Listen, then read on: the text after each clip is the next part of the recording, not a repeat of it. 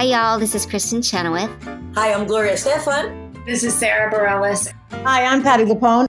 This is Lin-Manuel Miranda. You're listening to the Broadway Podcast Network. The show to the history mix, switching up the flow as we add the prefix.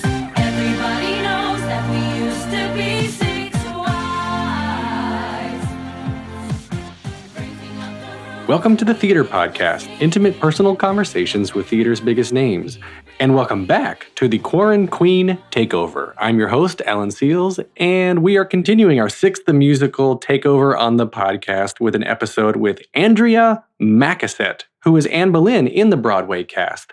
And this is now her fifth incarnation of the musical, and she is another one who was merely hours away from making her Broadway debut the night that Broadway went dark.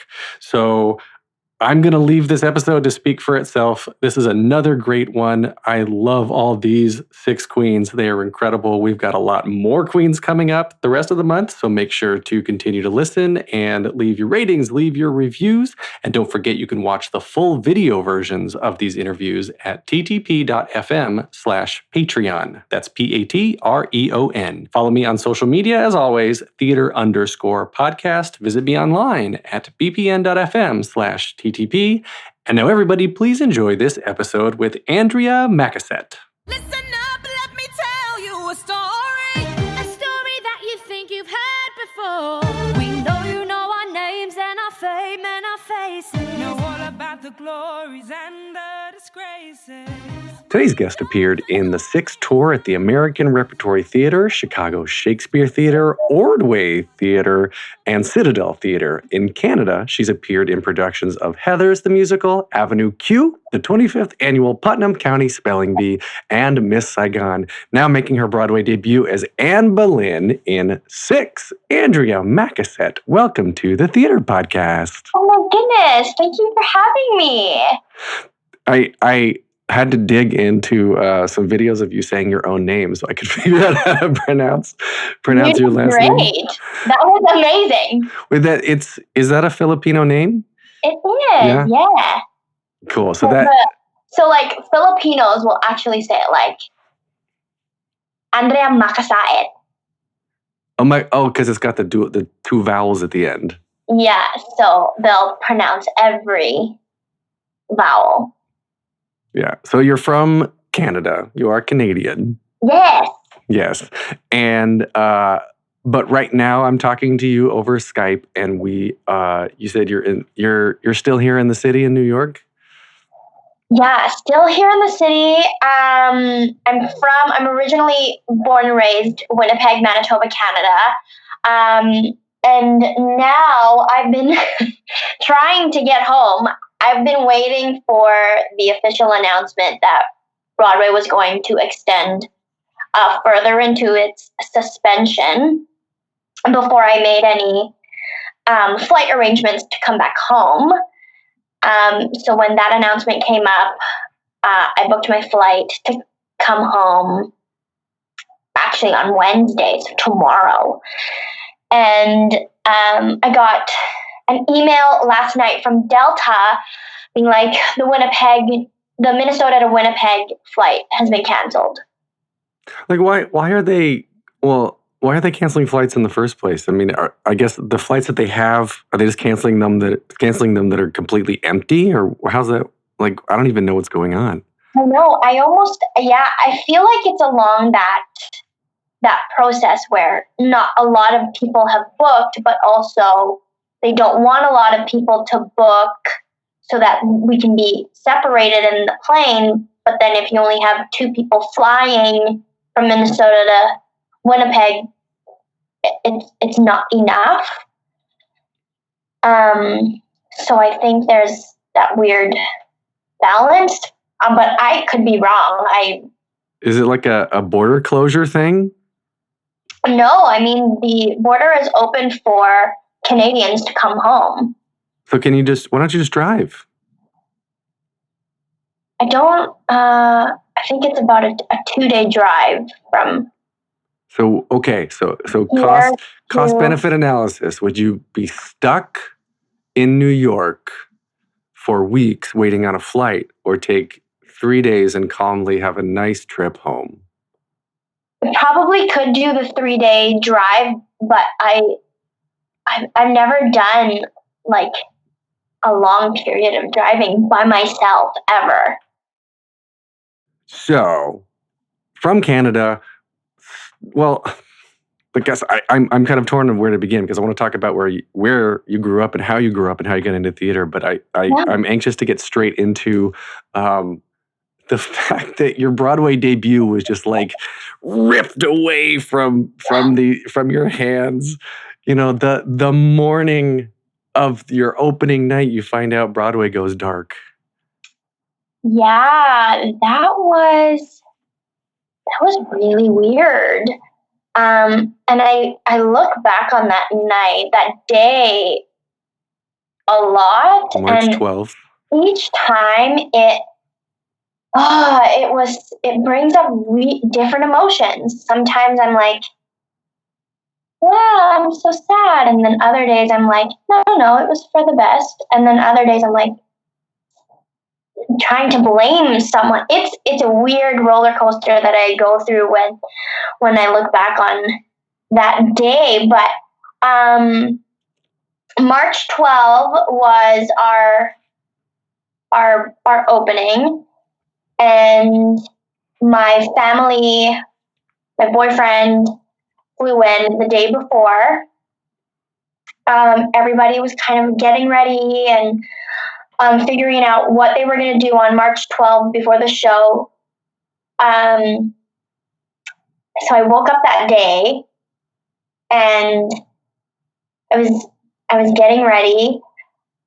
12 p.m., 1 p.m. rolled around, and I noticed something on Instagram. It was a post from Official Broadway World or something. And it was that Broadway was shutting down as of 5 p.m. And so you heard about it on Instagram before you heard about it from your company? Yeah. I guess the announcement from the governor happened. The announcement happened. And in the midst of all that was the deliberation of, is Six going to go on? Are we going to open it, or are we, like, what are we going to do? Because the show, it was the party, it was pressed in between the party. So there were a lot of elements that had to be decided and kind of reconfigured in order for us to make a solid decision. Well, I guess the producers and creatives to make a decision. So, I mean, I remember, sitting in my bathroom, texting the girls, being like, okay, so do I shower now, or like, what do we do? And then 4 p.m. rolled around, and that was when we got the confirmation that we were not going to go ahead with our opening, and that we were just gonna make a little toast at one of the pubs nearby, and send off our beautiful creative team who came from London. We were going to send them off and just have a toast to all the things that we have accomplished, because the journey thus far has been so epic. And so we took the night to celebrate that, which was nice. But for a few days, it felt like I was in this weird dream-like state where I was like, okay, now it's time to wake up. Like, well, you've done more performances of Six than any of the other North American cast, right? I was in all the productions, yes. Yeah. So you've been in this for quite a while. Yeah. And then I think Anna and I have been. Yeah.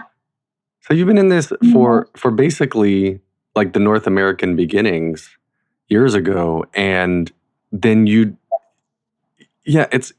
it's like you didn't get to say goodbye to a close friend. You just got it ripped away. Like, there's no closure there. And I know that it's going to come back, and you will open. And and I don't want to bring you down here. I'm thinking like we'll be lucky if it's September, because first you have to open bars, and then then people have to get comfortable, and then even when it's safe for Broadway to reopen, according to the government, you have to go through the process of making sure that, are we going to have to sit 6 feet apart in the theater, even though it's okay to go in? And will producers want to put that, will perform to half-empty houses? And if everything goes on sale at once, is that going to dilute the pool or have people come back? I mean, I was talking with Sam Pauly earlier. I was telling her that I was like, my heart just broke for you guys, because I was at your final preview on the 11th. Oh. And the first time I'd seen the show, I purposely didn't read anything about it or listen to the music beforehand, because when I want to binge it after I've already seen it.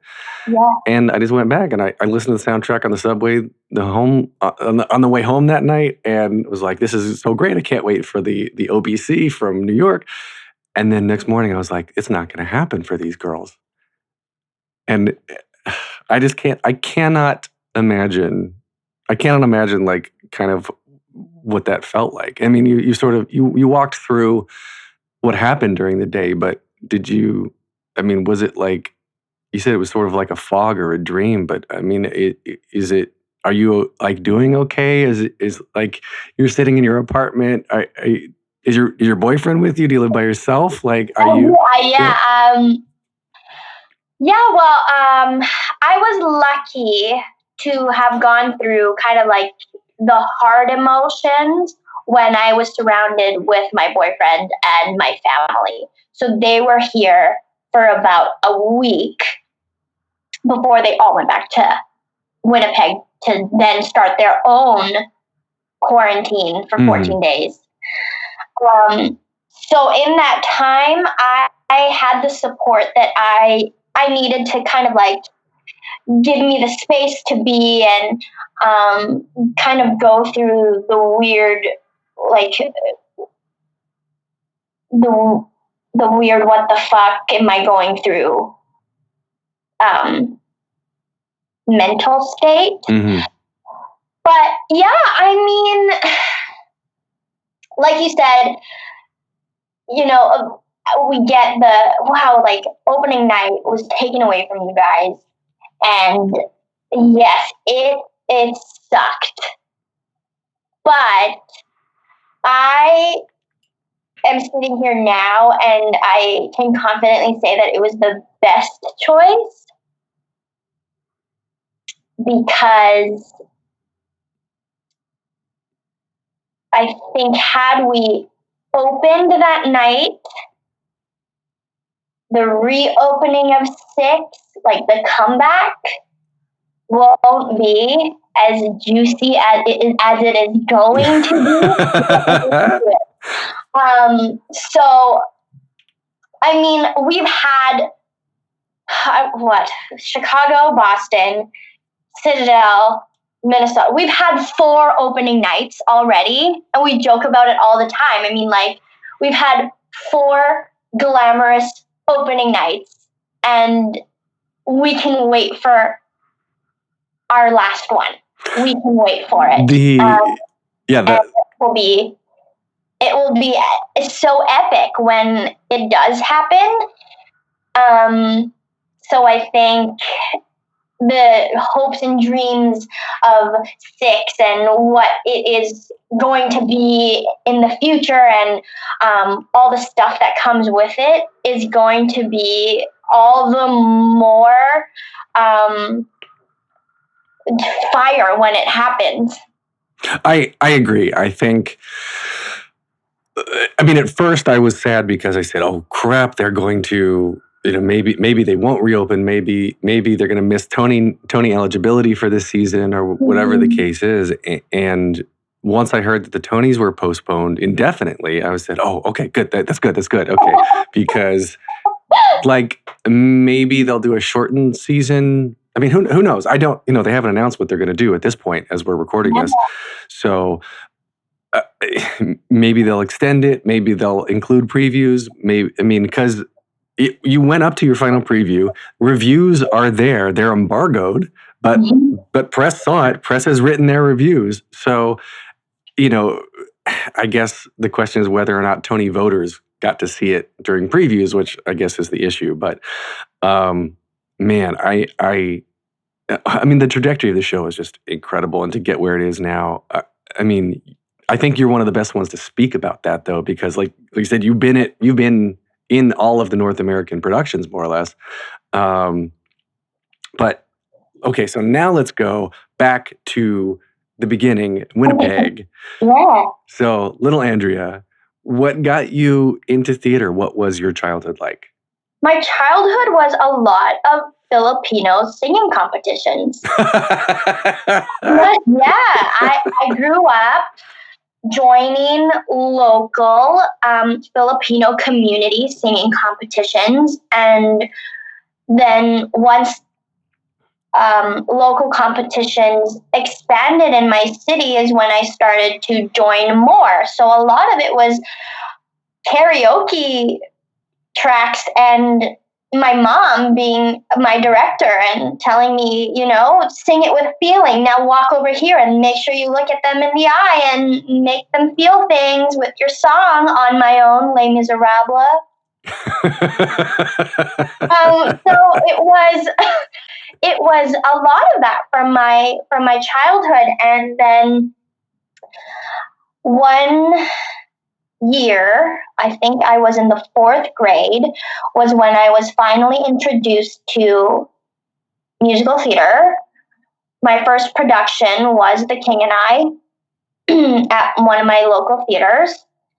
And I got introduced to owners of a dance studio there, and then I enrolled in dance, and that's kind of when my interests shifted into acting and singing and dancing.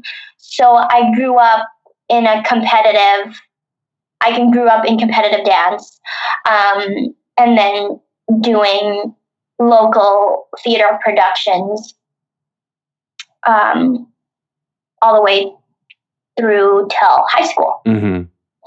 And then once I finished high school, I went to study performing arts in Victoria, BC.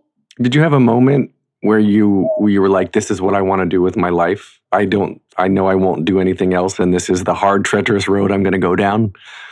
Yeah, I think, you know what? I just, over time, I guess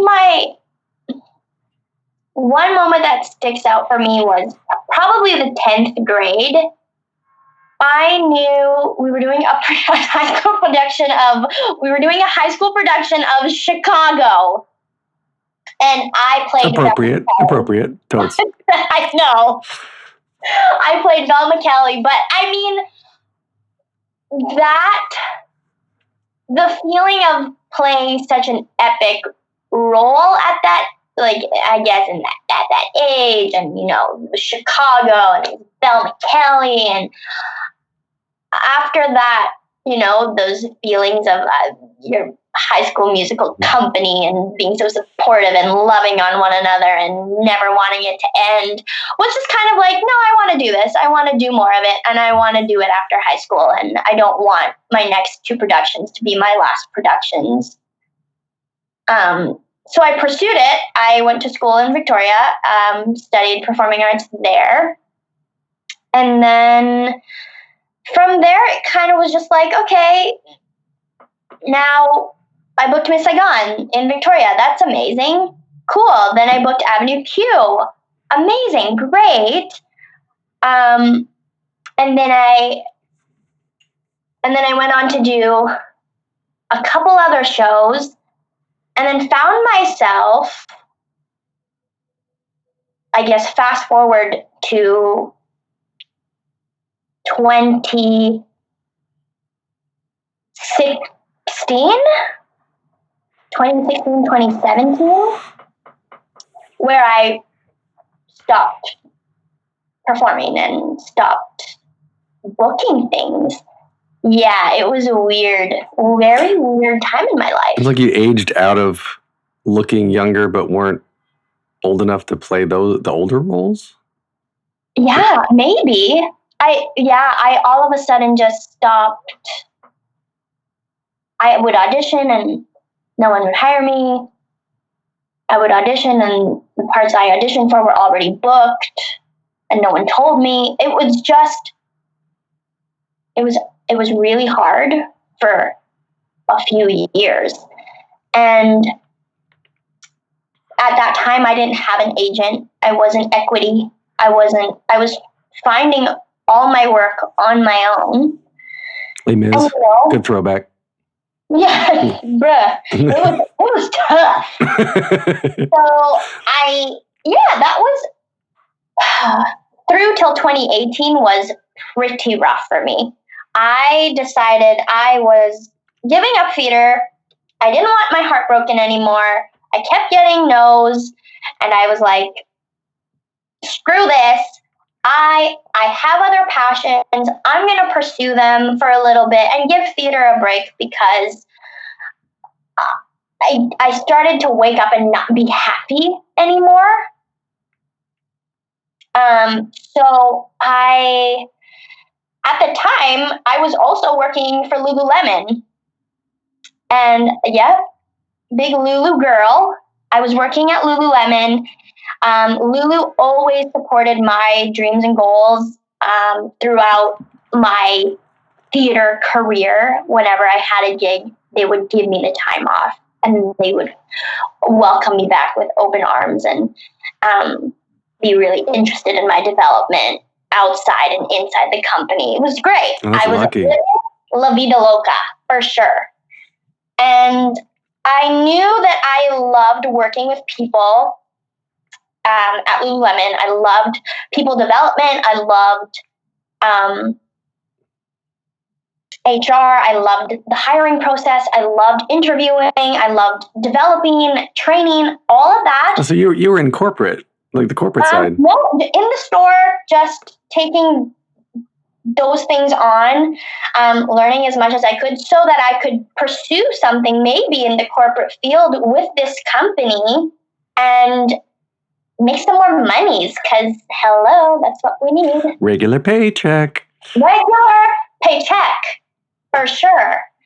And that's kind of what I decided to focus on. I said, okay, bye theater for now. I'm not auditioning. I'm going to say no to all these things. And if things come up, I don't want to do them because my mindset at that time was, what's the point if I'm just going to get rejected?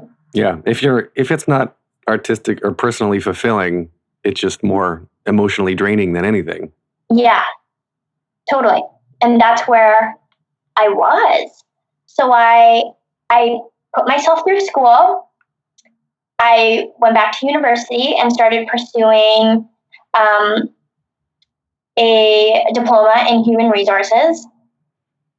I was in the midst of completing my management certificate through the course. And then I was also still working part-time at Lululemon as much as I could with full-time school going on and still taking on as much as I could in the store so that they knew my development was still very much being worked on and that I wanted to pursue it and move to Vancouver and like do the Lululemon head office thing. That's where I set my eyes on and I was working towards that. And then in December of 2018, I saw a Facebook post. It was of this musical called Six being presented next season at the Citadel Theatre in collaboration with Chicago Shakespeare Theater. This musical is like a Spice Girls musical, all women, pop divas, as what it was. And I looked at it in the middle of class being like, oh, that's cool. Let's listen to the music. Started listening to the music over my break, and I was like, okay, this is not theater. This is a bop. Cool. Set that aside. Continued on with my life. And then February 2019 came, and that month I decided, okay, you know what? I feel pretty good now about the arts. I have had a break, and now, okay, this isn't really going to leave my body forever. I'm going to audition for one thing. And it was a play. So I submitted for this play.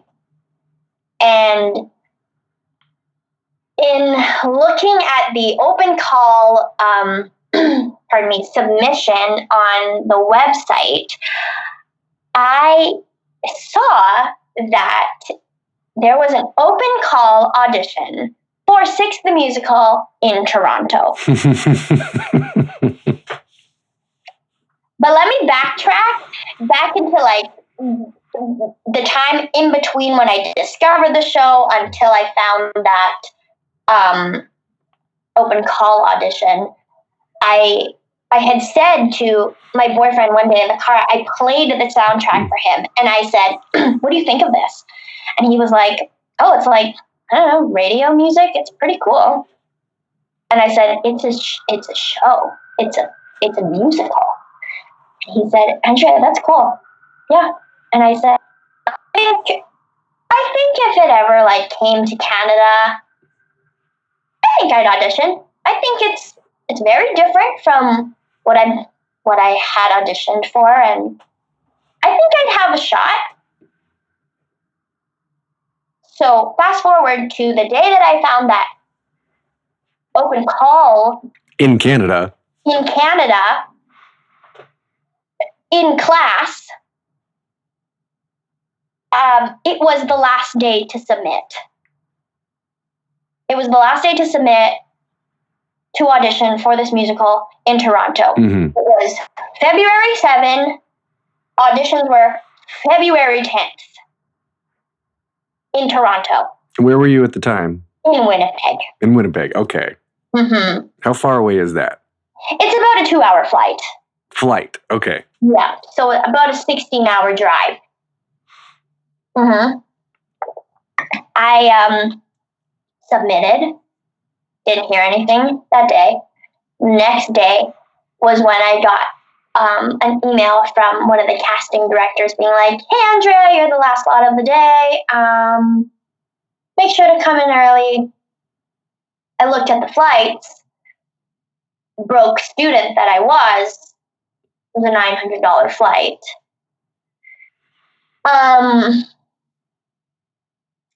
So I remember crying to my mom, being like, I know $900. It's $900. That to me at that time was like, do I spend $1,000 and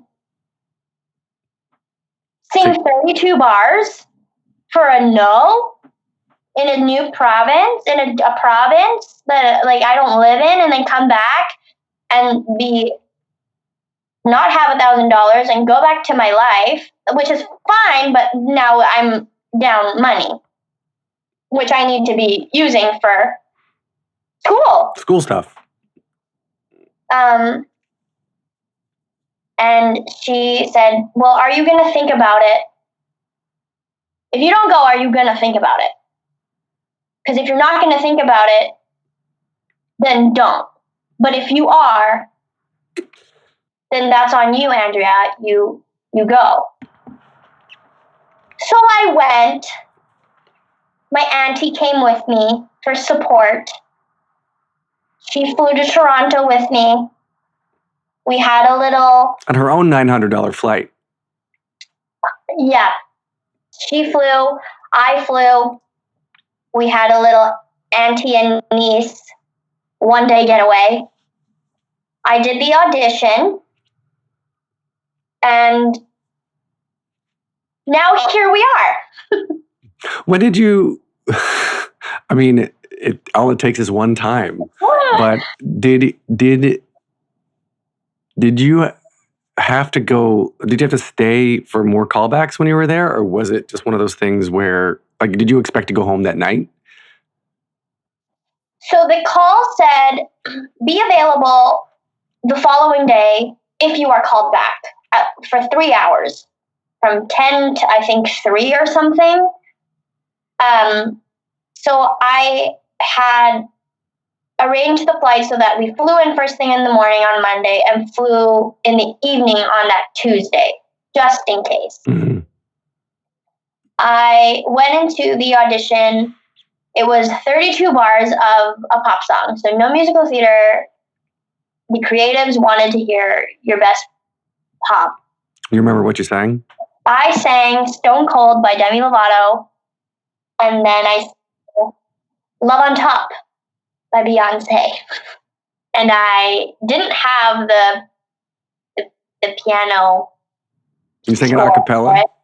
I walked in there with my phone with a cut karaoke clip of each track, and I said, I put it in the aux cord, and you're gonna the now associate director of Sixth Musical US. At the time, she was assisting the auditions. I got her to click play on my phone, and so I could sing. So I sang my best karaoke, Stone Cold Demi Lovato. That's amazing. And so did you know before you went home that you were going to get the part? Did they tell you right away? No. So I left that first audition. Bob Mason came and found me outside, getting my stuff ready to go. And he said, "We want to see you tomorrow, Andrea." And then he proceeded to give me the sides. I got the sides for Anne Boleyn, and I got the sides for Jane Seymour for the callback the next day. And the callback process was very, very different than what most callbacks are like. They actually went by, so by queen, everyone who was called back for their queen all went into the room. You sang through the musical cut one time, 2 times, and then you all sang in front of each other. In front of each other? Yeah, in the room. So no one left. So you were watching all these girls singing for Anne Boleyn. Oh, you sang for Anne Boleyn. That's so much pressure. Very weird.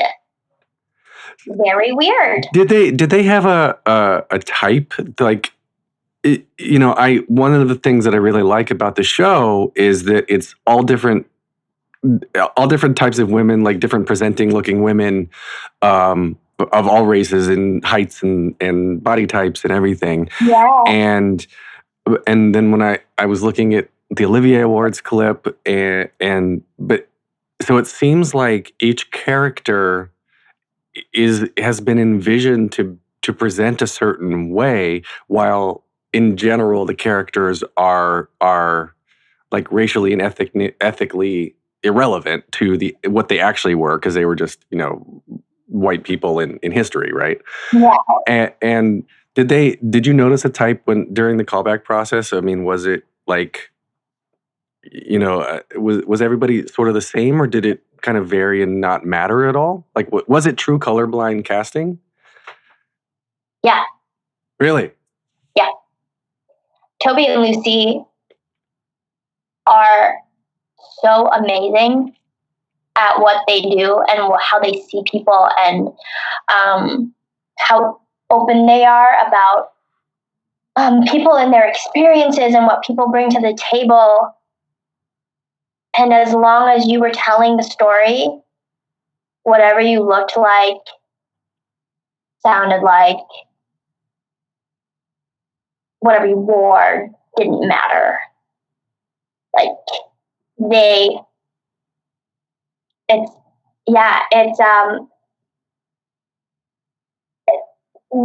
auditioning for them and working with them has been an experience that I have truly, truly appreciated, because they allow us, the queens, to be exactly who we are.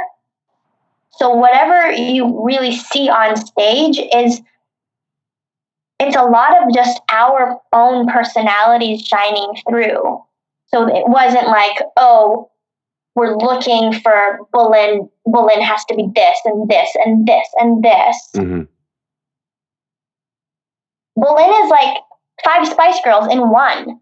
So pick your shade and pick whatever spice you want. Have fun. That's really interesting because there's so many different incarnations of the cast now. There's like the Australian tour and there's your cast and it's still in London and all of these others. And so it's interesting because now that you said that, I assumed, as with other shows, they're trying to, as originating a role, you get to play around with it and make it your own. But then the replacements, of course, you can't help but make it a little bit of your own because you are a person and not like the original. But you're trying to, in a sense, replicate that original performance. And it sounds like that never happened. It's just like, all right, Andrea, come in, you be you, have fun. And it really shows, like, the 6 of you look like you're having so much fun on stage. Yeah, it's honestly because we were given the space and freedom to create these queens on our own, knowing what they have gone through, doing our research, and then, giving you the story our way. So the Boleyn that you see in London is going to be different than the Boleyn that you see in the U.S. because she's every woman, and sometimes she's spicier than others, and sometimes she's way more innocent, and sometimes she's like chaotic, and sometimes she's in your face, hardcore, not taking any shit from anyone. And I think it's not just Boleyn, it's every queen. So whatever you see is a different side of Boleyn, and it's yours to take, it's yours to embrace, because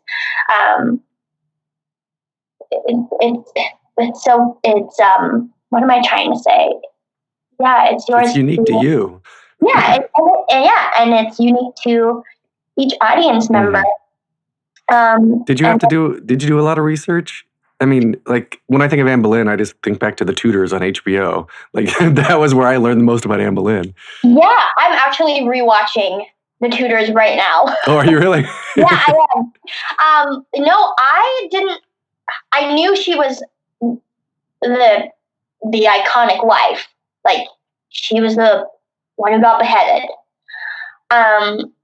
So when we got into rehearsals in Chicago, Lucy gave us school projects. We were told to do our research on our queens and make a presentation and then present it to one another. And so we read books. I read some books, chapters of books. Watched a couple. We were told to watch a documentary. So we watched a documentary. But the most fun was first day of rehearsal. We had the morning, and then the afternoon was saved for research purposes. And we all went into a conference room, creatives and cast sat down and watched the Beyonce concert. which is probably the best on-stage reference that you could have had. So we watched a Beyonce concert for research and character development.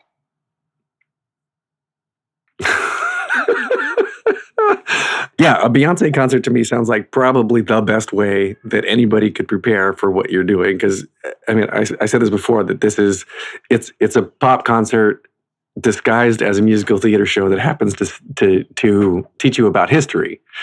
Yeah. And I think it's just brilliant. And I don't want to say it's like following in the footsteps of Hamilton. It's using the same, it's fallen into the same sort of success in that it's so different that it works. You know, like it's talking to existing audiences that want new content and they're tired of the same old thing. And this is, on top of just being good, it's a good story, performances are great, and it just works. So yeah, I cannot wait for it to come back because, you know, it's fun. It's just fun. It's easy. You're out early in the night and you come out energized. And yeah, all of you have so much fun. I enjoyed watching everybody. Like I usually have a favorite when I'm watching a show that I'll kind of follow. And I couldn't pick one when I was watching Six because all of you had your moments where you're all just like, all right, you know, aside from having individual solos anyway, but I like watching people when they don't think they're being watched because, you know, of course, everyone's always being watched.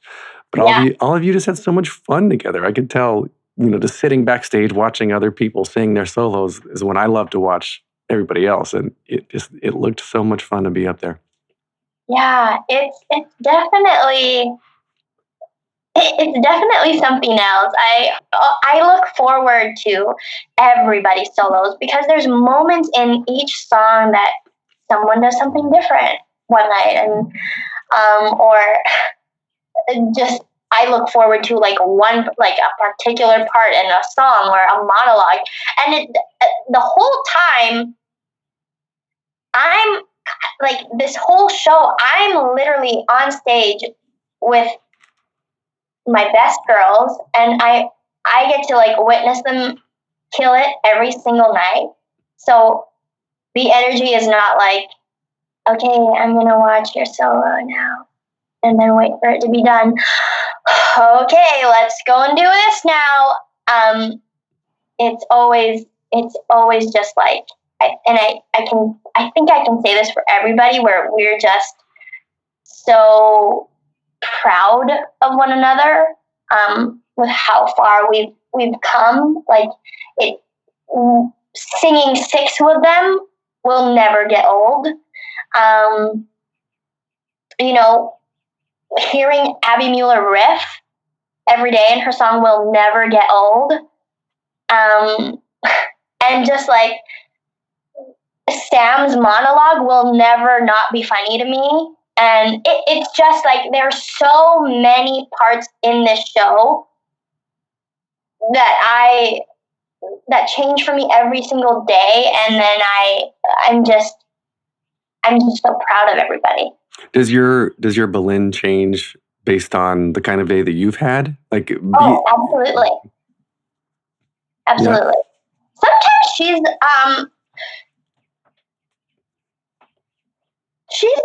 already pretty